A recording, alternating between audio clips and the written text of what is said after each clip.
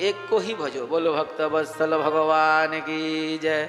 अकाम सर्व कामो वा मोक्ष काम उदारधि तीव्रेण भक्ति योगेन ययेतं पुरुषं परम। कोई भी क्यों ना हो, अकामी हो तो भी भगवान को भजे, सकामी हो तो भी भगवान को भजे।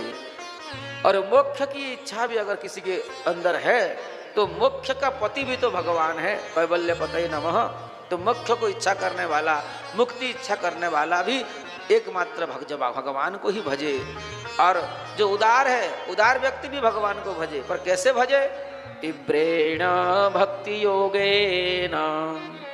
भक्ति योग में तीव्रता होना चाहिए, भक्ति योग में तीव्रता होनी चाहिए, क्योंकि तीव्रता जितना होगा उतना शीघ्र तुम भगवान को प्राप्त कर लोगे।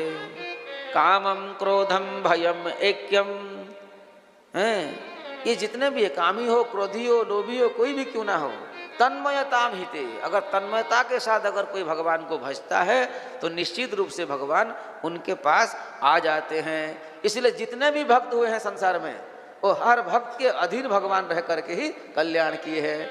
इसलिए भक्त के बस में ही भगवान। बोलो भक्त वत्सल भगवान की जय।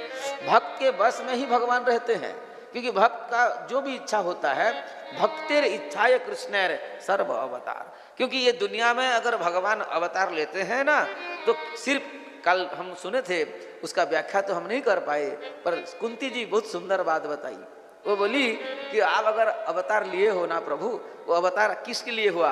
कहते हैं तथा परमहंसानां मुनीनाम अमलात्मनां भक्ति योग विधानार्थम कथम पश्ये महिस्त्रियः।